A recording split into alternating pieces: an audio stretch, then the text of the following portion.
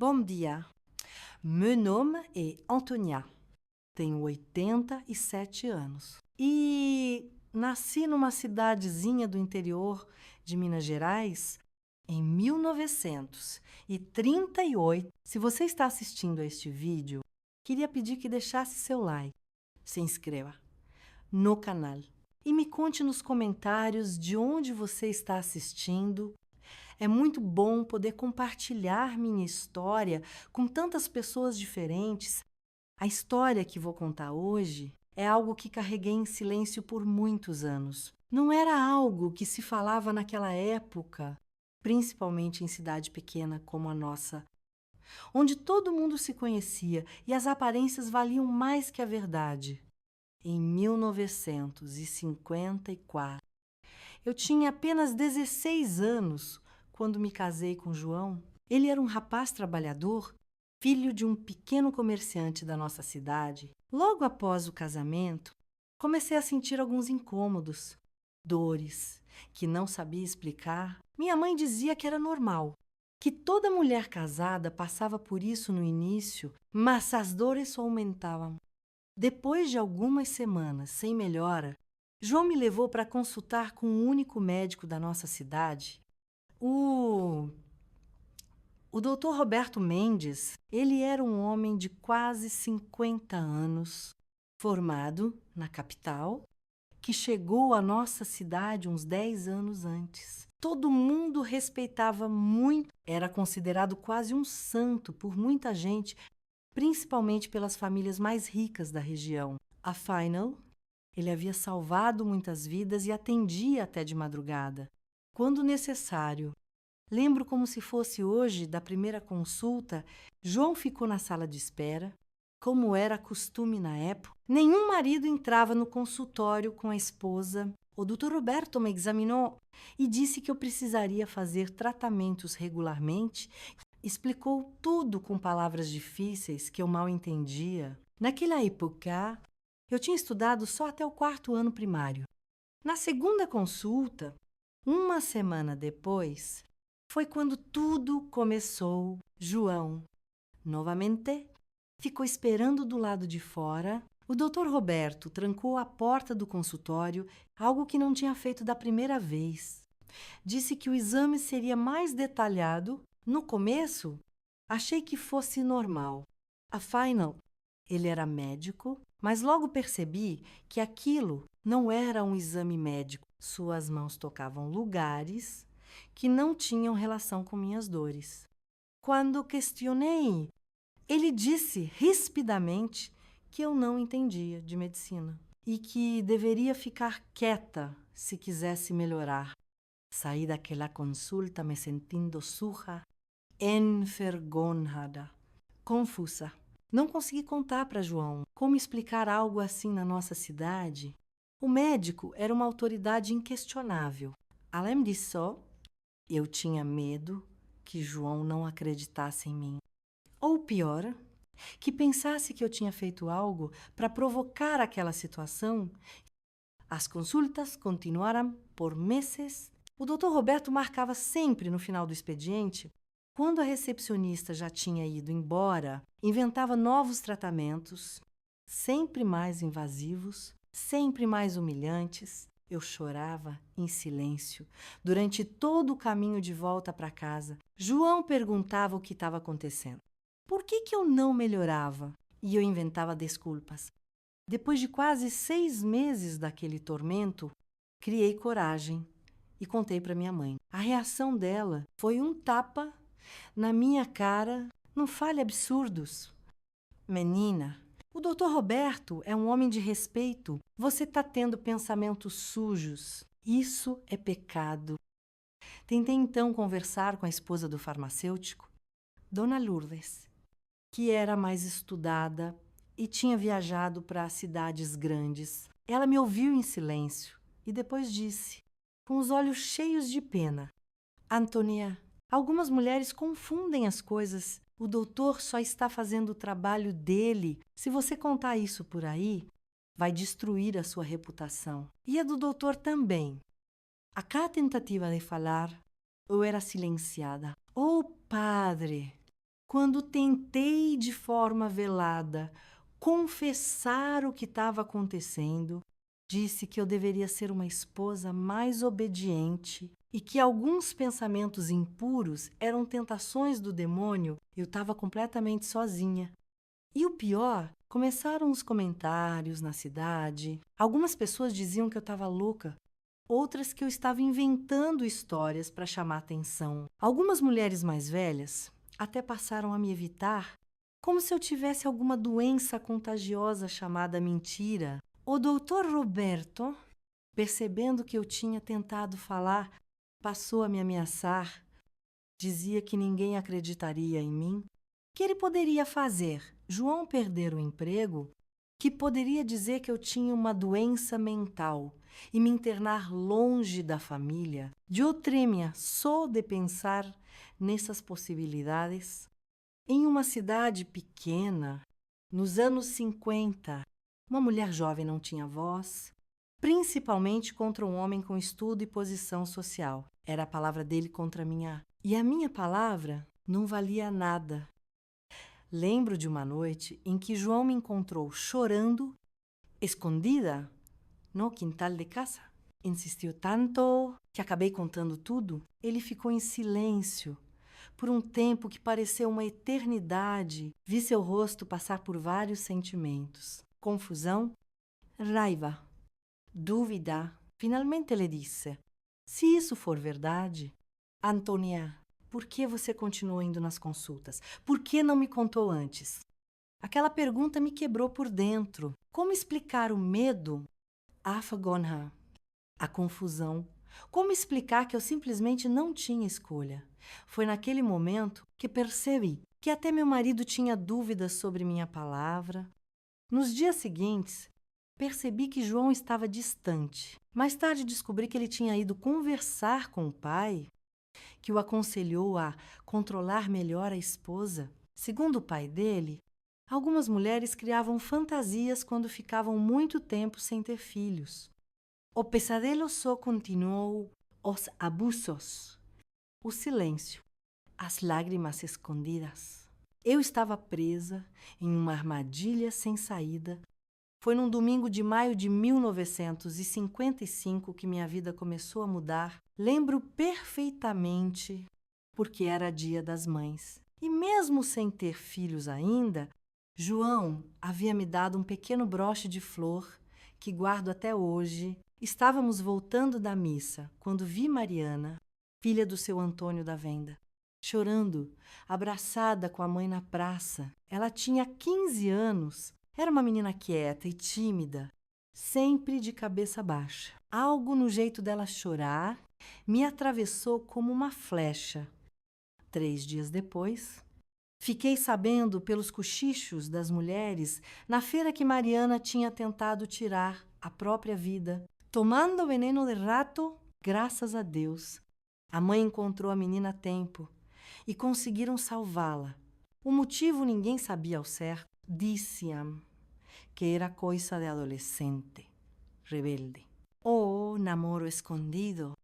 Naquela tarde mesmo, tomei coragem e fui até a casa de Mariana com a desculpa de levar um doce de abóbora que tinha feito. A mãe dela abriu a porta com olhos inchados e me deixou entrar. Mariana estava deitada, pálida como cera de vela, com olhos que pareciam ter visto o inferno. Sentei na beirada da cama dela e segurei sua mão. As palavras saíram sem que eu planejasse. Foi o Dr. Roberto.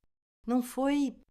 Os olhos daquela menina se arregalaram de um jeito que nunca vou esquecer. Ela começou a tremer, depois a corar convulsivamente. A mãe tentou me tirar do quarto, mas Mariana agarrou meu braço com uma força que não parecia ter. Como você sabe? Ela perguntou entre soluços. Naquele momento, algo quebrou dentro de mim. Não era só comigo, havia outras. Contei para Mariana e sua mãe tudo o que tinha acontecido. Pela primeira vez, alguém acreditou em mim. Sem hesitar, Dona Carmen, mãe de Mariana, caiu sentada na cadeira, cobrindo a boca com as mãos. Ele disse que só estava me examinando que era normal, que eu estava doente e precisava do tratamento especial dele. Contu, Mariana, em voz baixa, quando descobri que ele tinha. Eu não podia contar para ninguém. Quem ia acreditar em mim contra o Dr. Roberto? Mariana estava grávida. Aos 15 anos, do médico que deveria cuidar dela. A notícia era terrível demais para suportar. Por isso tentou se matar. Dona Carmen, entre lágrimas, me contou que a filha tinha ido ao consultório por causa de dores de cabeça fortes. Depois da terceira consulta, ela começou a mudar, a ficar calada, a não querer sair de casa. Saí de lá determinada a fazer algo, não podia mais ficar calada, sabendo que outras meninas e mulheres estavam passando pelo mesmo. A questão era como enfrentar um homem poderoso em uma cidade onde as mulheres tinham tão pouca voz. O primeiro passo foi conversar com João novamente. Dessa vez, não chorei. Contei tudo de forma clara, inclusive sobre Mariana. Vi nos olhos dele que finalmente acreditava em mim. Ficou tão furioso que quis ir atrás do médico naquela mesma noite, mas consegui convencê-lo de que precisávamos ser espertos, não impulsivos. Começamos um trabalho silencioso. Eu e Dona Carmen conversávamos discretamente com outras mulheres e meninas da cidade. No início, todas negavam ou se afastavam assustadas. Mas aos poucos, uma ou outra começou a confirmar em voz baixa que sim, também tinha passado por situações estranhas no consultório do Dr. Roberto.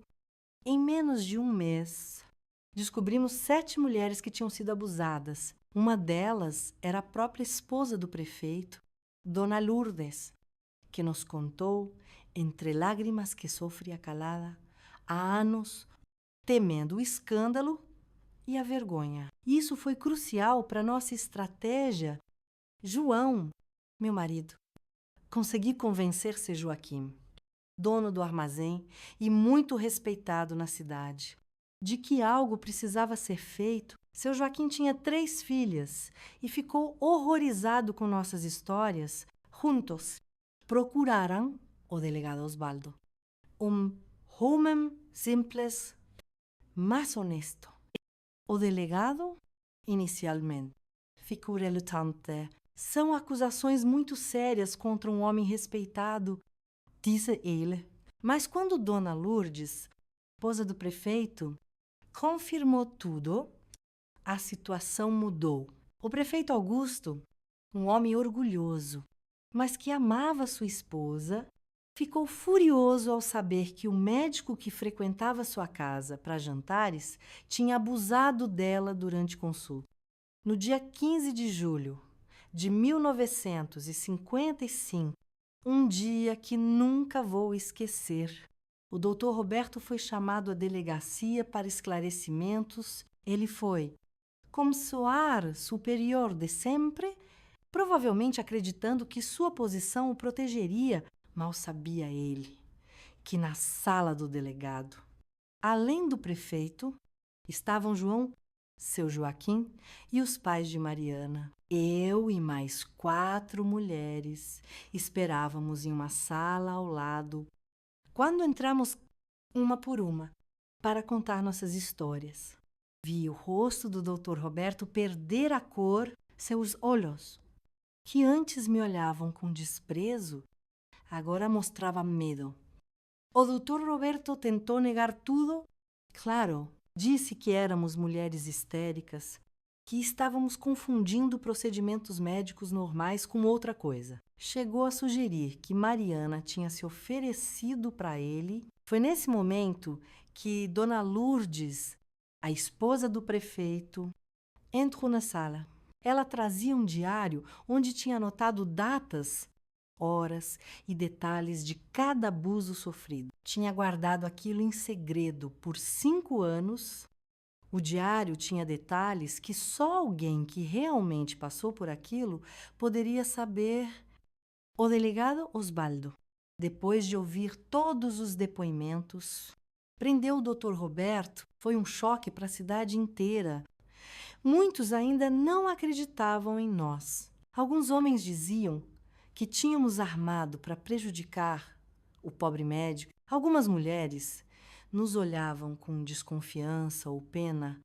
Os dias seguintes foram difíceis. As investigações continuaram e mais 3 mulheres apareceram com relatos semelhantes. Uma delas, Dona Helena, tinha sido abusada 10 anos antes. Quando o Dr. Roberto recém havia chegado à cidade, ela nunca tinha contado para ninguém, nem para o marido. O Dr. Roberto foi enviado para a cadeia da capital para aguardar julgamento. Descobriu-se que ele não era formado em medicina, como dizia, tinha estudado apenas 2 anos e falsificado um diploma antes de chegar à nossa cidade. Tinha passado por outras 3 cidadezinhas, sempre saindo às pressas. Depois de algum tempo, para Mariana e a família. A situação era especialmente difícil. Ela ainda estava grávida. E numa cidade pequena, nos anos 50, uma moça solteira grávida era motivo de vergonha. Mesmo sabendo que ela era vítima, muitas pessoas faziam comentários cruéis. Seu Antônio, pai de Mariana, chegou a pensar em mandar a filha para viver com uma tia distante até o bebê nascer, para depois dá-lo para adoção. Foi quando tive a ideia que mudaria minha vida para sempre. Propus a João que nos mudássemos para a capital. Ele poderia procurar trabalho lá. Eu cuidaria de Mariana durante a gravidez e depois ajudaria a cuidar do bebê. Mariana poderia estudar, coisa que sempre sonhou, enquanto eu cuidava da criança. João ficou inicialmente relutante em deixar nossa cidade, mas finalmente concordou. Dona Carmen e seu Antônio, Pedro e Mariana, depois de muita conversa, também aceitaram nossa proposta. Era a chance da filha deles recomeçar longe dos olhares julgadores da cidade. Em setembro de 1955, partimos em direção à capital. João e Mariana, carregando poucos pertences e muitos sonhos. Deixamos para trás uma cidade dividida, onde algumas pessoas nos viam como heroínas e outras como destruidoras da reputação de um homem bom. O Dr. Roberto foi julgado em dezembro daquele ano e condenado a 12 anos de prisão. A notícia chegou até nós através de uma carta de Dona Lourdes. Segundo ela, depois que saímos, outras mulheres ganharam coragem e denunciaram abusos. No total, 23 vítimas foram identificadas ao longo dos 10 anos que ele estava na cidade. A mais nova tinha apenas 13 anos. Essa revelação confirmou que fizemos a coisa certa, mesmo tendo que deixar nossa vida para trás. Tínhamos quebrado o silêncio que protegia um predador e aberto o caminho para que outras mulheres pudessem fazer o mesmo. Na capital, começamos do zero. João conseguiu trabalho como ajudante em uma fábrica de móveis. Alugamos uma casa pequena na periferia, onde ninguém nos conhecia e ninguém fazia perguntas sobre a jovem grávida que vivia conosco. Em fevereiro de 1956, Mariana deu à luz uma menina linda que chamou de Esperança, um nome que resumia tudo o que buscávamos. Naquele recomeço, a vida na capital era completamente diferente da nossa pequena cidade do interior. Tudo parecia maior, mais rápido, mais barulhento. Nos primeiros meses, senti muita saudade das coisas simples. O sino da igreja que marcava as horas, o cheiro de terra molhada depois da chuva, as conversas na porta de casa ao entardecer, mas, ao mesmo tempo, havia uma sensação de liberdade que nunca tinha experimentado antes. Nossa casinha na periferia era apertada, mas aconchegante. Eu, João, Mariana e a pequena Esperança formávamos uma família diferente do que eu tinha imaginado para minha vida. mas cheia de amor mesmo assim. Mariana, aos poucos, foi superando o trauma, voltou a sorrir, principalmente quando olhava para a filha. Em 1957, quando Esperança completou 1 ano, Mariana conseguiu uma vaga na escola noturna para terminar os estudos. Durante o dia, ela trabalhava como balconista em uma loja de tecidos no centro da cidade. Eu cuidava de Esperança, enquanto João trabalhava na fábrica de móveis, onde já tinha sido promovido a marceneiro assistente.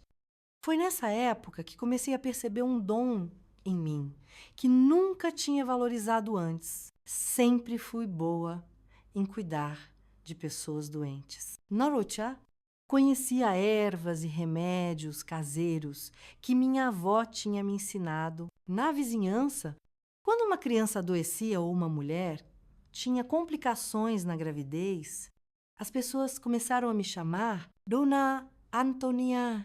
O menino da Marlene está com febre alta de novo. Batiam na minha porta no meio da noite. Dona Antonia, a Josefa está com dores fortes e o bebê quer vir antes da hora. Vinham me buscar em tardes de chuva. Não era médica, nem enfermeira. Apenas tinha conhecimentos simples passados de geração em geração e um cuidado genuíno com as pessoas. Mas na periferia da capital, onde os hospitais eram poucos e distantes, esse conhecimento valia ouro. Em 1960, uma situação mudou o rumo da minha vida. Dona Clotilde, nossa vizinha, entrou em trabalho de parto complicado. O bebê estava sentado, uma posição perigosa. O marido dela correu para buscar uma ambulância, mas todos sabíamos que levaria horas até que chegasse. Se chegasse, pedi à cunhada dela que preparasse água quente e lençóis limpos e fiz o que sabia para ajudar no parto. Foram as 3 horas mais tensas da minha vida até então. O bebê nasceu roxinho, quase sem respirar. Lembrei de um procedimento que tinha visto uma parteira fazer na roça, quando era menina: limpar as vias aéreas e dar palmadas suaves nas costas do recém-nascido. Quando o pequeno José finalmente chorou, toda a casa corou junto. 1 semana depois, recebi uma visita inesperada. Era a irmã de Dona Clotilde, enfermeira no Hospital Santa Clara. Dona Antônia, vim agradecer pelo que fez por minha irmã e meu sobrinho. O médico que os examinou disse que, sem sua intervenção, os 2 provavelmente não teriam sobrevivido. Fiquei sem graça, com agradecimento. Mas o que ela disse em seguida mudou minha vida. O hospital está precisando de atendentes na maternidade, pessoas com seu conhecimento e sua sensibilidade. Não precisa ter diploma para começar, e o hospital oferece cursos para os funcionários. Fiquei paralisada com a proposta e eu, uma mulher de quase 40 anos, sem estudo formal, trabalhando em um hospital, parecia impossível. Mas aquela semente plantada cresceu dentro de mim. Conversei com João e Mariana sobre a possibilidade. João, sempre meu maior apoiador, disse que eu deveria tentar. Mariana, que agora trabalhava como secretária em um escritório e estudava à noite, ofereceu-se para ajudar mais com Esperança, que já estava com 5 anos. Em janeiro de 1961, comecei a trabalhar como atendente no Hospital Santa Clara. No início, fazia apenas trabalhos simples: trocar lençóis, ajudar pacientes a se alimentar, levar recados. Mas logo, as enfermeiras perceberam que eu tinha um conhecimento especial sobre partos e cuidados pós-parto. E a enfermeira-chefe, Dona Matilde, uma senhora de quase 60 anos, tornou-se minha mentora. Ela vinha de uma família de parteiras do norte do país e reconheceu em mim o mesmo dom. Antônia, você tem mãos de parteira. É um dom que não se aprende nos livros. Ela me dizia, enquanto me ensinava técnicas mais avançadas de assistência ao parto: "Eu absorvo a cada ensinamento como terra seca recebe a chuva." Anuat estudava os livros que Dona Matilde me emprestava. João comprou uma luminária especial para que eu pudesse ler sem incomodar ninguém. Mariana me ajudava com as palavras mais difíceis. Era como se toda a família estivesse estudando junto comigo. Em 1963, o hospital ofereceu um curso de capacitação para atendentes experientes. Fui indicada por Dona Matilde. Durante 6 meses, estudei anatomia, primeiros socorros, técnica de asepsia, assistência ao parto normal e de risco. Foi o período mais intenso da minha vida. Dividi meu tempo entre o trabalho, os estudos, e a família exigia uma energia que eu não sabia que tinha.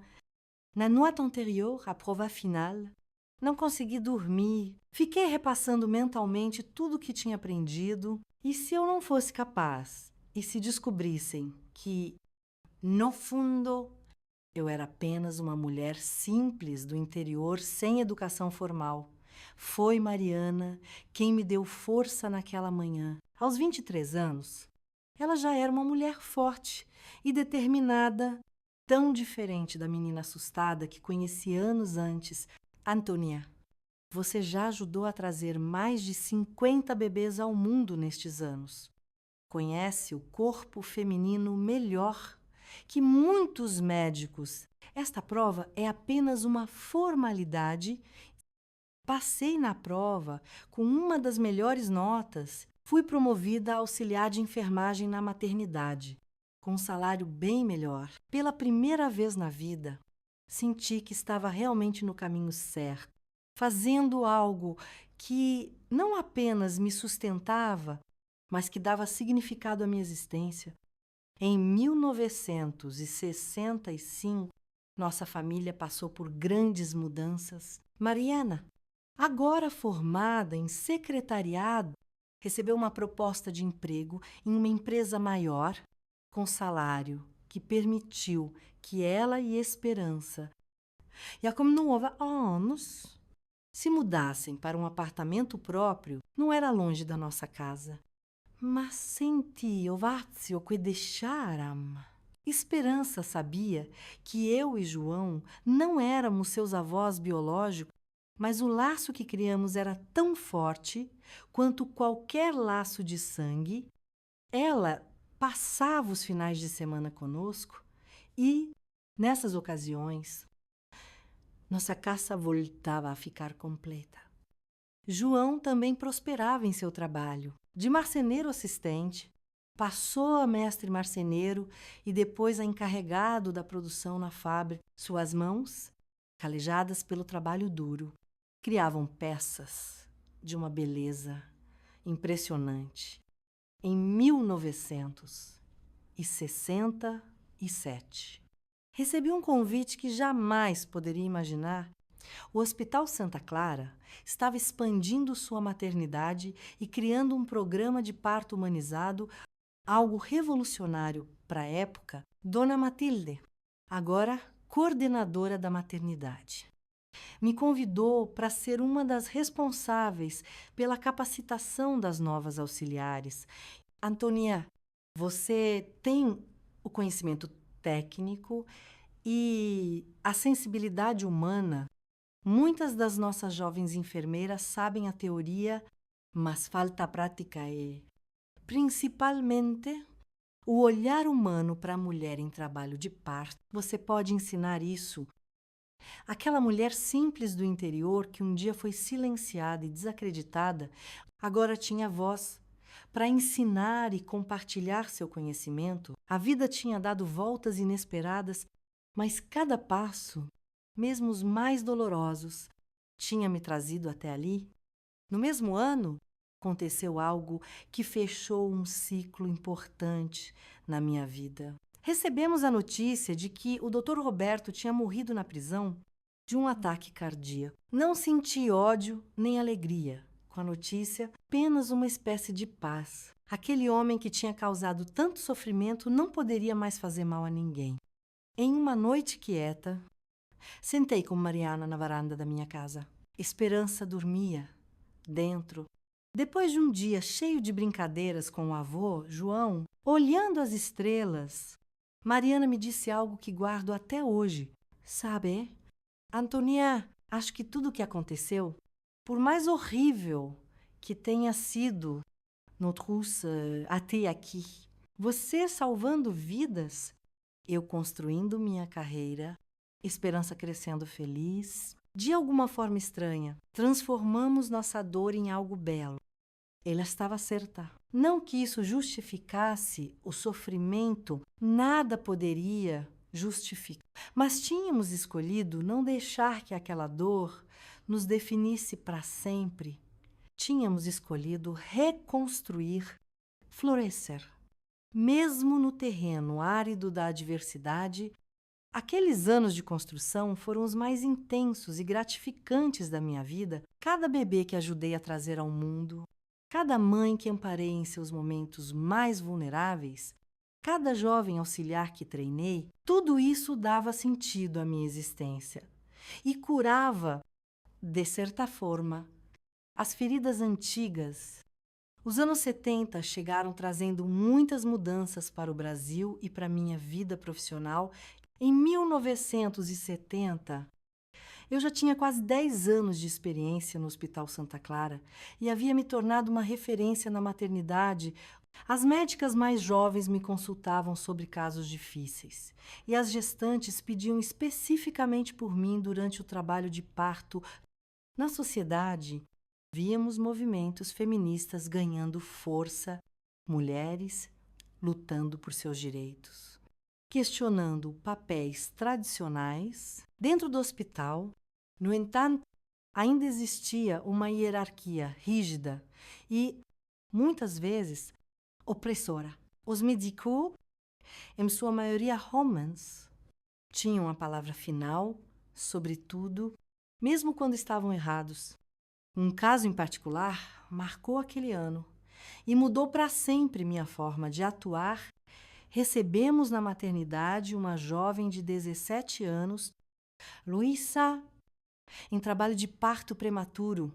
Era seu primeiro filho e ela estava apavorada. O médico de plantão, Dr. Maurizio, um homem arrogante, com quem eu já tinha tido desentendimentos, insistia que ela precisava de uma cesariana imediata. Mas, doutor, o bebê está em posição correta. A dilatação está progredindo normalmente. Só está um pouco lento porque é o primeiro filho dela. Argumentei discretamente no corredor. Dona Antonia Quentin, diplôme de medicina acquis. A cesariana já está marcada para daqui a 1 hora. On respondeu. Ce qu'amante. Voltei para o quarto onde Luísa estava e a encontrei chorando. Ela me contou que tinha muito medo de cirurgia e que sonhava ter seu bebê de forma natural. Naquele momento, algo dentro de mim se revelou. Lembrei-me de quando ninguém ouvia minha voz, de quantas vezes mulheres eram silenciadas por homens em posição de poder. Luísa, você tem o direito de decidir sobre seu próprio corpo, disse a ela enquanto segurava sua mão. Vou ficar ao seu lado. Seja qual for sua decisão. Saí do quarto decidida a lutar por aquela jovem. Procurei Dona Matilde, agora diretora da ala materno-infantil, e expliquei a situação. Ela sempre foi minha aliada nas batalhas por um parto mais humanizado. Antonia, você tem certeza que não há risco para a mãe ou o bebê se esperarmos? Absoluta. Matilde, todos os sinais vitais estão estáveis. A dilatação está progredindo. O Dr. Maurício simplesmente não quer esperar porque está com pressa de ir embora.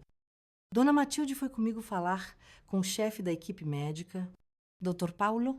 um dos poucos médicos mais sensíveis às nossas ideias de humanização do parto, depois de avaliar o caso, ele concordou que poderíamos esperar mais algumas horas antes de decidir pela cesariana. Dr. Maurício ficou furioso quando soube que sua decisão tinha sido questionada na frente de toda a equipe. Me apontou o dedo e disse: "Você é apenas uma auxiliar, nem enfermeira formada. Da próxima vez que se meter no meu trabalho, farei com que seja demitida." Não abaixei a cabeça. Aquela Antônia, assustada, que se calava diante de médicos, tinha ficado no passado. "O senhor pode ser médico, Dr. Maurizio, mas não é dono da paciente. Ela tem direito a receber informações corretas e tomar suas próprias decisões." O nascimento do filho de Luísa, 6 horas depois, por parto normal e sem complicações, foi a maior prova de que estávamos certas. Era um menino saudável.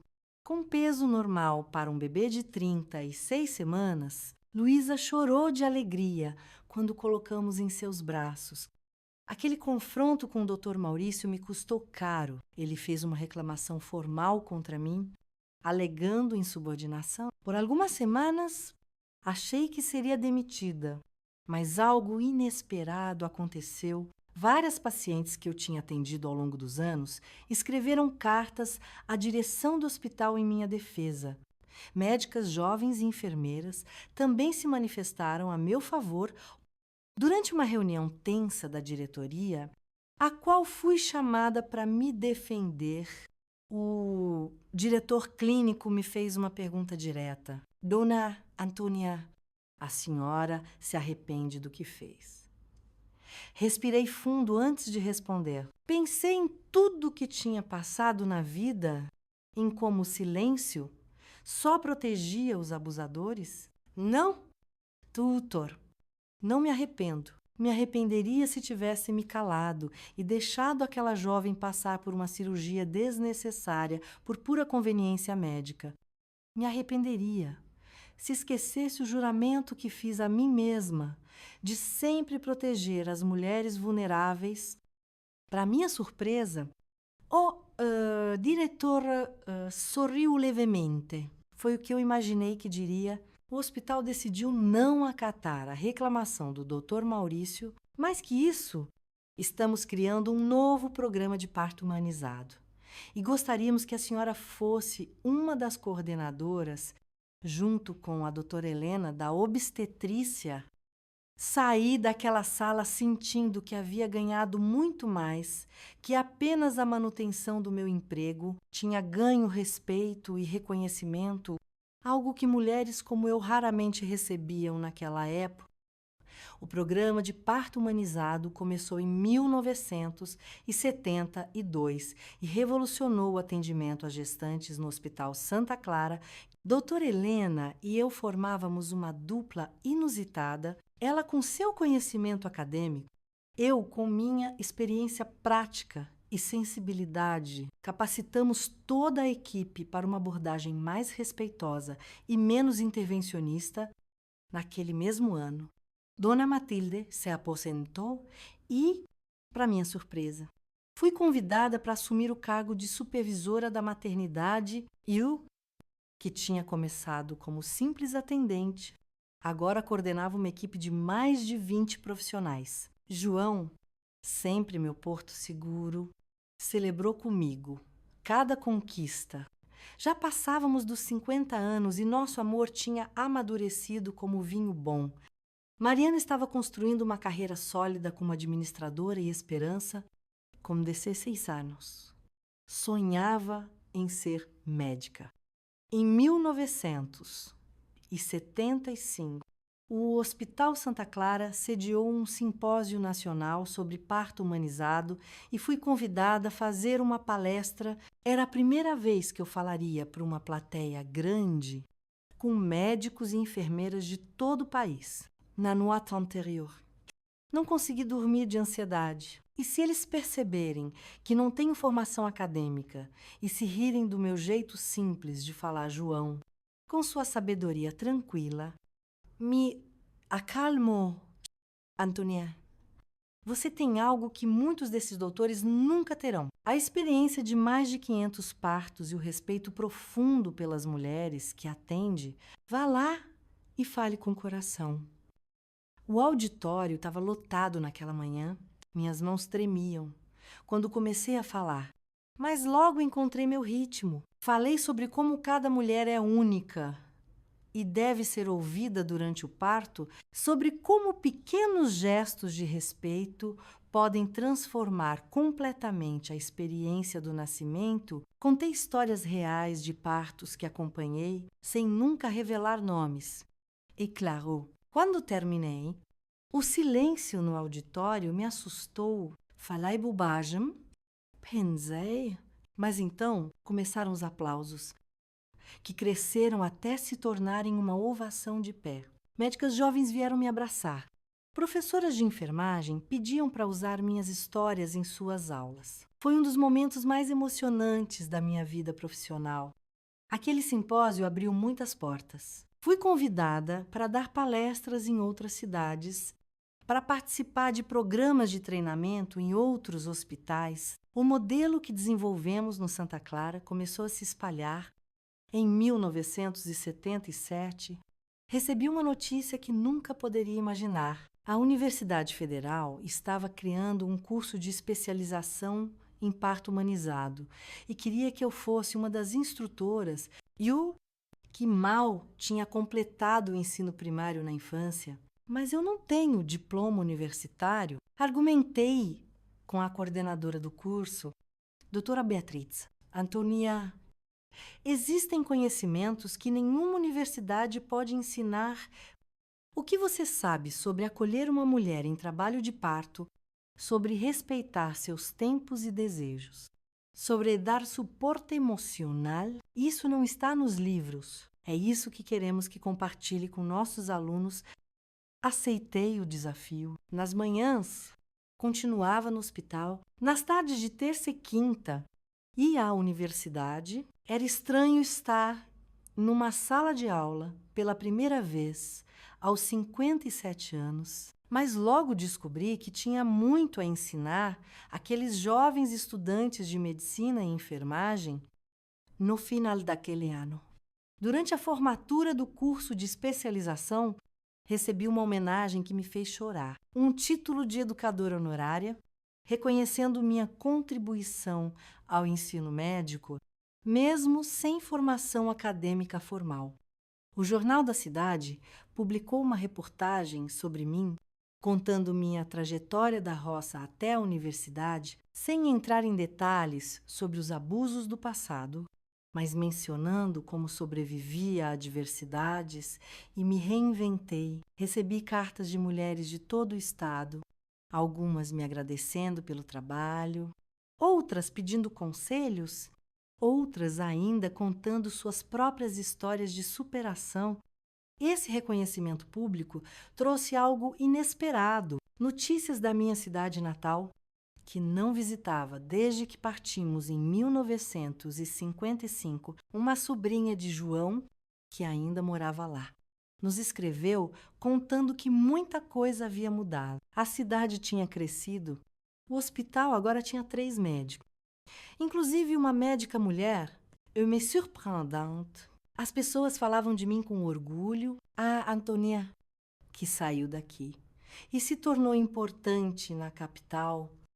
Era estranho pensar que o lugar de onde tivemos que fugir agora se orgulhava de mim. A vida tem dessas ironias, mas não guardava rancor. A cidade era apenas um lugar feito de pessoas, algumas boas, outras nem tanto. O importante é que tinha conseguido transformar minha dor em algo útil, algo que ajudava outras mulheres. O final dos anos 70 me encontrou realizada profissionalmente, cercada pelo amor da família que construímos de forma tão inusitada. João, Mariana, Esperança. E agora também as centenas de mães e bebês que ajudei a trazer ao mundo. Cada um deles levava um pedacinho do meu coração.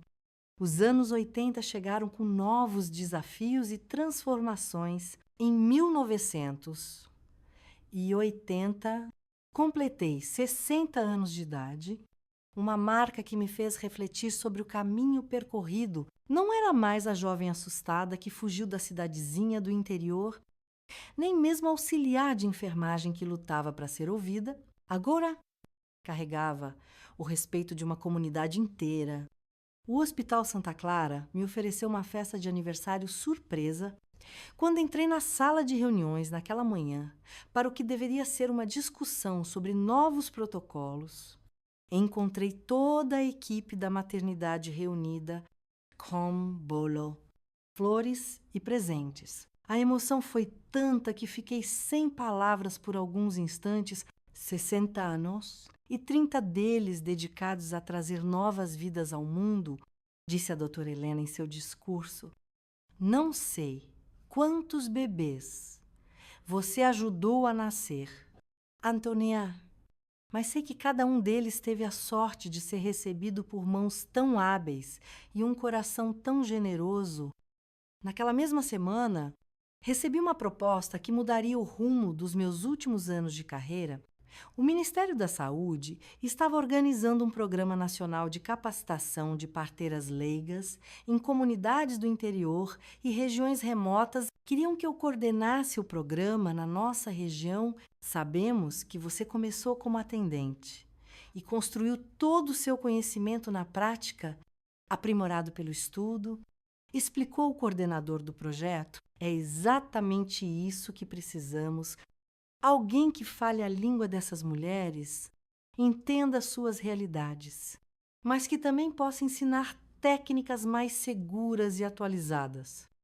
O desafio me assustou e encantou ao mesmo tempo. Significava menos tempo no hospital e mais viagens pelo interior, algo que nunca tinha feito. João, agora aposentado da marcenaria e dedicado à carpintaria artística em nossa garagem transformada em oficina, me deu todo o apoio. Vá realizar esse sonho.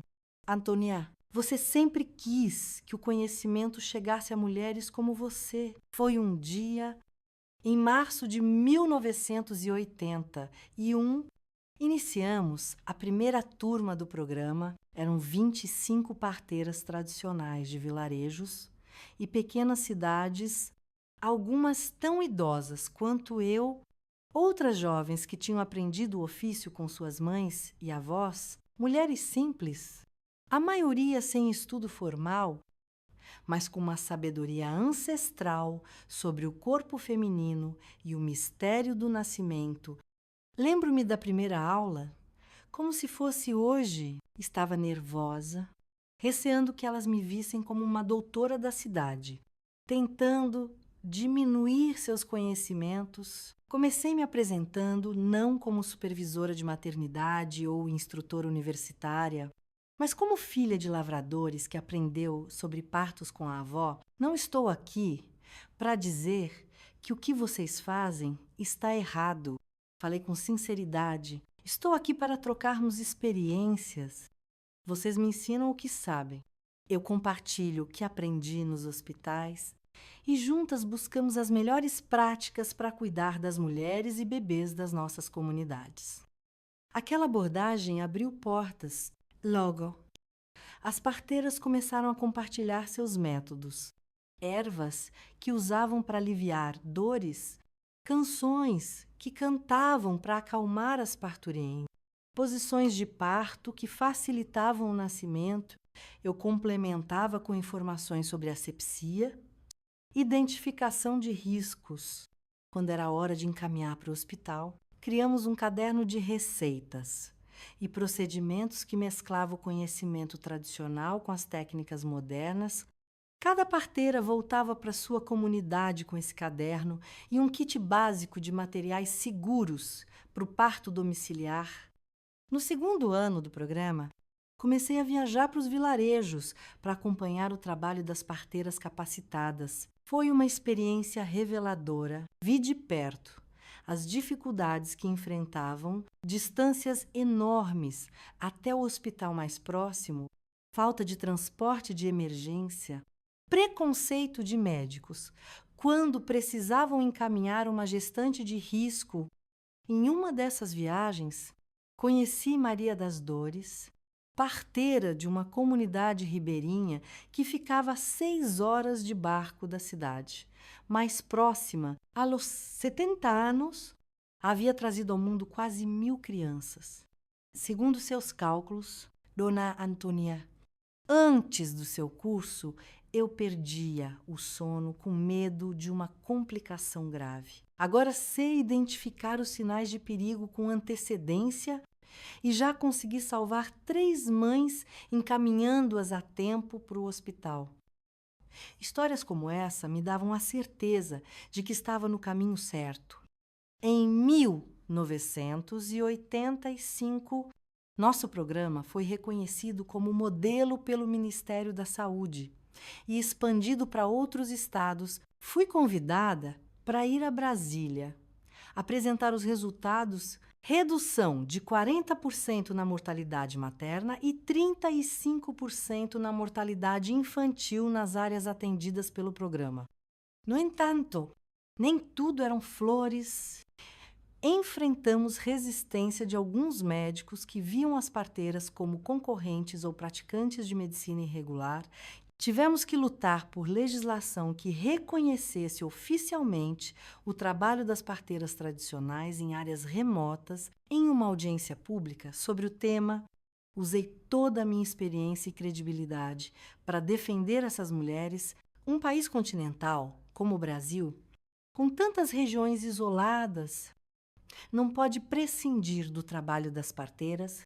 Não estamos substituindo médicos, estamos preenchendo vazios onde eles não chegam. E mais que isso, estamos preservando um conhecimento ancestral sobre o parto que a medicina moderna, com sua visão mecanicista e às vezes desumanizada, está perdendo. Meu depoimento, vindo de alguém que trabalhava dentro do sistema de saúde formal, teve impacto significativo. Conseguimos uma portaria ministerial que legitimava a atuação das parteiras tradicionais e garantia recursos para sua capacitação continuada em 1987. Aos 67 anos, decidi me aposentar do trabalho no hospital. A rotina pesada de plantões estava ficando difícil para a minha idade e queria me dedicar integralmente ao programa das parteiras. Foi uma despedida emocionante. A equipe da maternidade organizou uma cerimônia onde cada pessoa contou uma história ou aprendizado que teve comigo. Antônia não apenas trouxe milhares de bebês ao mundo, mas também pariu uma nova geração de profissionais mais humanos e respeitosos, disse o Dr. Paulo, agora diretor clínico do hospital. Em seu discurso, no dia seguinte à minha aposentadoria, recebi uma carta que me fez chorar por horas. Era de Esperança, filha de Mariana, agora uma jovem médica de 31 anos. Ela havia se formado em medicina e escolhido a obstetrícia como especialidade, inspirada por minha história. Vovó Antônia, porque é assim que sempre haverei. Cada vez que entro na sala de parto, levo comigo suas lições, não apenas as técnicas que aprendi observando-a quando criança e adolescente, mas principalmente a forma como olhava para cada mulher como um ser único, digno de respeito e protagonismo. Você transformou sua própria dor em cura para centenas de mulheres, e esse exemplo moldou quem eu sou hoje. Ver esperança seguindo esse caminho era como fechar um círculo perfeito. A menina que nasceu de um ato de violência agora trazia outras vidas ao mundo com compaixão e respeito. A dor tinha sido transformada em propósito através de gerações. Em 1990, o programa de parteiras que coordenava ganhou um novo desdobramento. Começamos a documentar as histórias e conhecimentos dessas mulheres, criando um acervo de medicina tradicional que corria o risco de se perder. Gravávamos entrevistas, fotografávamos ervas medicinais, registrávamos técnicas ancestrais. Esse trabalho me levou a lugares que nunca imaginei visitar, comunidades indígenas, quilombos, vilas de pescadores isoladas. Conheci mulheres extraordinárias que mantinham viva uma sabedoria passada de mãe para filha por incontáveis gerações. Em uma dessas viagens, aos 72 anos, tive uma revelação surpreendente. Estávamos em uma comunidade quilombola no interior do estado quando reconheci um método muito específico de usar uma fibra vegetal para amarrar o cordão umbilical. Minha avó me ensinou isso, disse a parteira local. Sua avó era de onde? Perguntou ela, curiosa, quando mencionei o nome da região onde nasci. Ela sorriu. Oh, então sua avó deve ter aprendido com a minha bisavó. Ela era parteira famosa naquela região. Antes de vir para o quilombo, fugindo da escravidão, aquela conversa me fez perceber como o conhecimento sobre o parto viajava por caminhos insuspeitados. Conectando mulheres através do tempo e do espaço era um legado vivo, do qual eu agora fazia parte. Em 1995, publiquei um livro com a ajuda de uma professora universitária, Mãos que acolhem memórias e saberes de parteiras tradicionais do Brasil. Não era apenas minha história, mas a história coletiva de centenas de mulheres que ajudei a registrar. O livro se tornou referência em faculdades de enfermagem e medicina, trazendo esse conhecimento tradicional para dentro da academia. No lançamento do livro, um jornalista me perguntou o que eu considerava meu maior legado. Refleti por alguns instantes antes de responder. Meu legado não são os milhares de bebês que ajudei a nascer, nem mesmo o programa de parteiras ou este livro. Meu verdadeiro legado é ter mostrado que uma mulher, mesmo vinda das circunstâncias mais adversas, pode transformar sua dor em força e usar essa força para mudar realidades. É ter provado que o conhecimento não precisa vir apenas dos livros e diplomas, mas também da experiência vivida e da sabedoria do coração. Roger, olhando para trás aos meus 87 anos, vejo uma vida muito diferente da que imaginei. Quando era jovem, as dores e traumas que enfrentei moldaram meu caminho, mas não o determinaram. Encontrei propósito em ajudar outras mulheres a terem voz e escolha em momentos cruciais de suas vidas. João partiu há 3 anos, tranquilo, em seu sono, após uma vida plena ao meu lado. Mariana, agora com 65 anos, é uma empresária bem-sucedida, esperança aos 60. É professora de obstetrícia na mesma universidade onde um dia fui instrutora, convidada sem ter diploma, e eu continuo aqui, contando minha história, esperando que ela encontre corações que precisem ouvir. Que sim, é possível transformar as maiores dores em propósito, é possível reconstruir-se das cinzas, é possível fazer da vida algo belo, mesmo quando ela começa de forma tão trágica. E se você chegou até aqui nessa história, espero que leve consigo essa mensagem. Choix vous importe. Sua experiência tem valor e nunca é tarde para recomeçar e construir um legado de luz. Meus queridos, não se esqueçam de curtir o vídeo, comentar e se inscrever no canal. Até a próxima. Um abraço da vovó Antônia.